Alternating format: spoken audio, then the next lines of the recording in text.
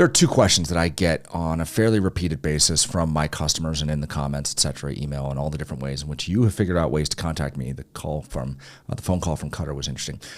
One is for the beginning of the interview and one is for the end of the interview, right? These two questions are how to introduce myself effectively, right? How do I do that? And the other question is, how do I negotiate my salary? For those of you who are new here, I am an ex-Microsoft, ex-Amazon, ex-Oracle, ex-startup, ex. I've had a long and storied career of operating in the tech space. And what I do here is I help you figure out how to interview better so you can land your dream job. The question of how to introduce yourself generally stems from the interviewer walking in and just giving my least favorite of all the interview questions, which I have a video on it, and I'll probably link to it at the end, which is, tell me about yourself. I hate that question. But it also is that nervousness of sitting down and what do I do and how do I talk to the person? So one of the key things that you can do for yourself to make the introduction of yourself better is to know the company and the job description. Now, you're probably thinking to yourself, well, what does that have to do with introducing myself? But hold on. When you sit down, handshake, whatever it is, even through the video and the person introduces themselves, they might say, I'm a senior software development engineer on the whatever product. And that's all they say, right? A good intro is, hey, I'd like to understand a little bit more about you and your role. Would you mind telling me about your role on the team or what you do here, right?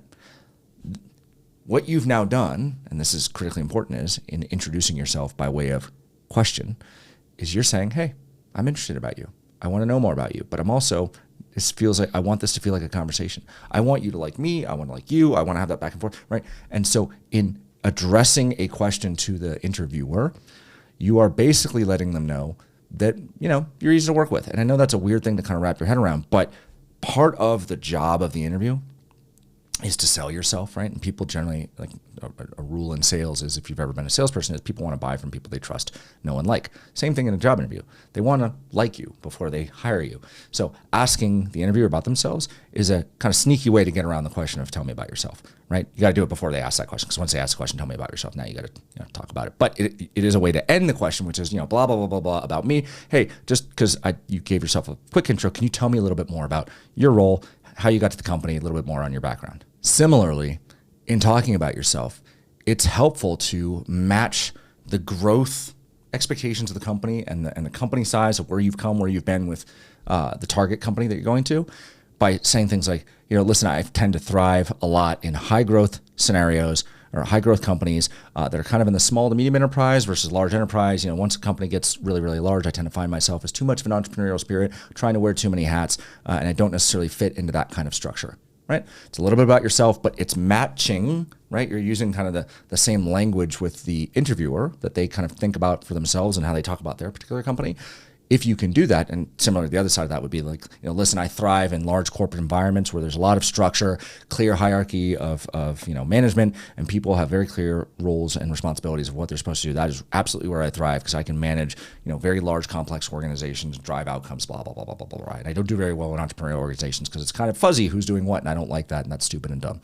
Obviously, don't say it that way. But that is a way to, if you understand the job, the JD, the job description, the company, the industry they're in, the amount of growth they're having, all of those things, it's a way for you to talk about yourself, but in a way that is kind of mirroring the language back to the company. Now on to the second question, which is how do I negotiate and evaluate my salary?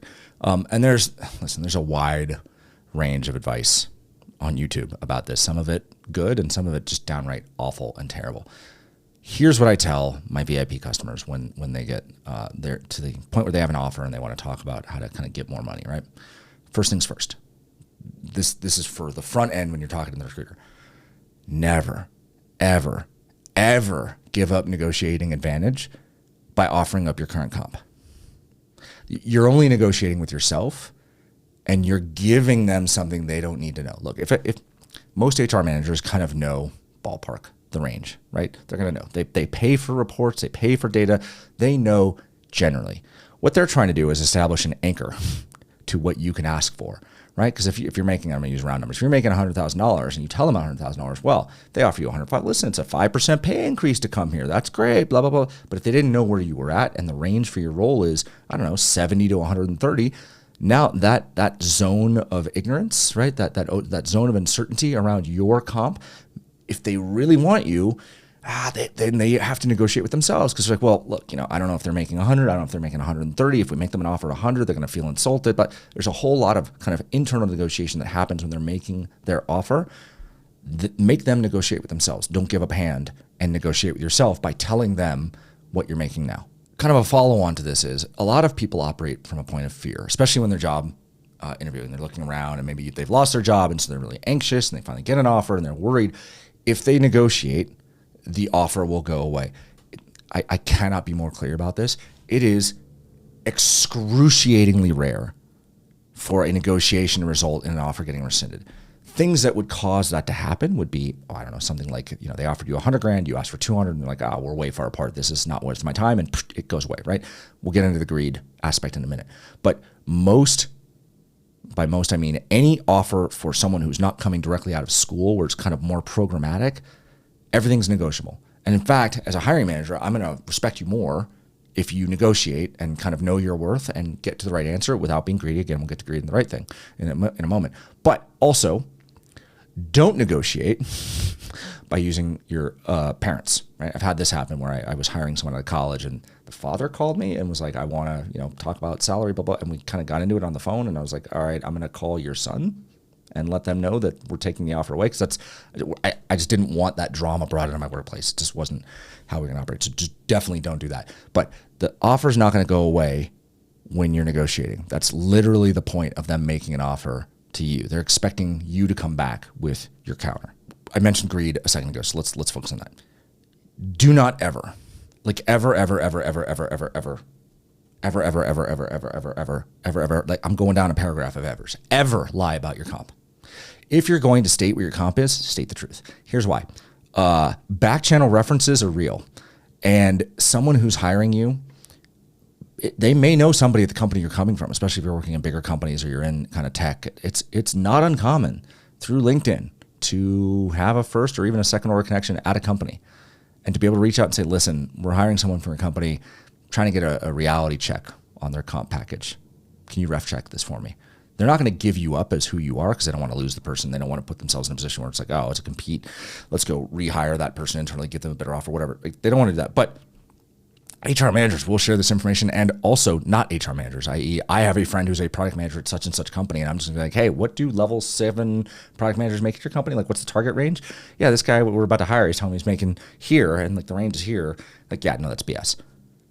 Once you lie, you've created a problem because now, in the mind of the person who you're now negotiating with, they're thinking, is this person trustworthy? Do I want them working here? Now, it might be that the range is what it is and just the stock run up has been so crazy that you're out of band. That's entirely true.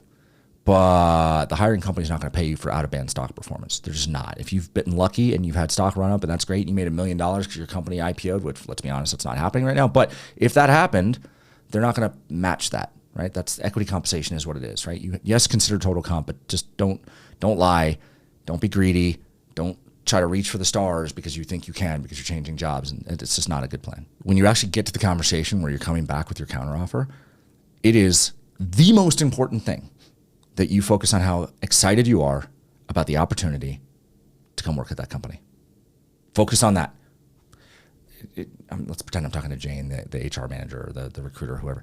Jane, listen, I want to first start off with, this is such a great opportunity. I'm so excited. This is like life-changing for me to get a chance to come work at your company. I am super excited. This is amazing. The offer that you gave was extremely generous. Unfortunately, it fell a little bit short of my expectations based on what I'm making now. And I would like to have a conversation around where I would like to be so that we can have that conversation. Now, this is important. This whole game about like, oh, they offered X, I'm going to go in Y, and we're going to kind of figure out the average of X and Y. Don't play that game. Don't. It's not worth it, right? It's very like, come back with your walk away number, right? And be clear about that. Because if they offered you, and I'm going to use round numbers, 100,000, and you're making 120, and you don't want to leave your job for less than 130, pick a number at 130 and above. Pick your number that your walk away value is. If it's 130 gets the deal done, don't ask for 135 and hope for 130. Ask for 130 and say, this is my walkaway value. This is what it's going to take to get me here. Be clear, because when you remove that kind of the back and forth and what do they mean, blah, blah, blah, and you're just being direct and honest, they're going to appreciate that because look, the HR manager, the recruiter, whoever, they are being goaled on, did they fill the roles, right? That's okay. Negotiation takes time. It drags things out, blah, blah, blah, blah. The hiring manager almost doesn't care about the difference between 130 and 125, 120. They almost don't care, right? Yes, they have budgets and whatever, but they almost don't care, right? So when you come back and say, look, this is the number to get it done, then you've armed the person who you're negotiating with the information they need to go and talk to the hiring manager and say, this is what it takes to get it done. Because that's the first question for the hiring manager. What's it going to take to get this done? Give them that number. Be honest about that number, right? If you're too far apart, meaning they offer you 100, you're like at 180, right? When you come back and you express all your excitement about the role, you say, listen, here's my challenge. We're really far apart on where I'm at in current comp, like really far apart. And I'd like to understand if this is a problem of leveling, meaning you've leveled me too low, or perhaps you guys just don't pay. And then I have to understand all of the different pieces of total comp and how I might get closer to my number. Because the reality is I'm making a lot more than that now. And you might find out that total diff is too much to overcome. It's entirely possible and something you have to kind of prepare yourself mentally for. With total comp, focus on the things that you care most about, right? Because there's sign-on bonus, salary, annual bonuses. Some part of that is kind of what they do for targeted compensation raises, and then equity, right?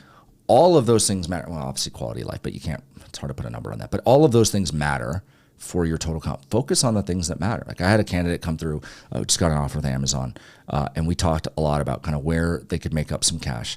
And the reality is they had a mindset that the stock wasn't going to have a big run up from where it was. Now it's everyone's kind of taking a stock market beating, but their sense was 10 to 15% was probably fair, right? And they wanted to figure out how to kind of work on it, right?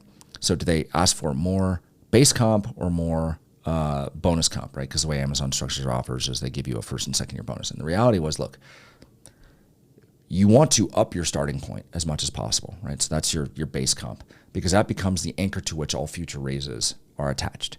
So that's a starting point. Yes, you can change it out and get your first, your signing bonus and whatnot. You can get that money, but that's one-time cash. That's how you have to think about it, as one-time cash versus your salary, which is now your kind of base starting point. And so when you do your increases based on that, it's based on a higher number. Now, it's important to understand when you're going back and forth with the company, ask them about their compensation policies, right? How often are they evaluating people for pay raises? Do they have programmatic pay raises? Understand what that looks like. And also, what do pay bands look like for people in your level? That's critically important, because here's another thing that can happen. You come in, you ask for that kind of salary increase and the total comp increase, and you find yourself butting up against the upper end of the range for your level.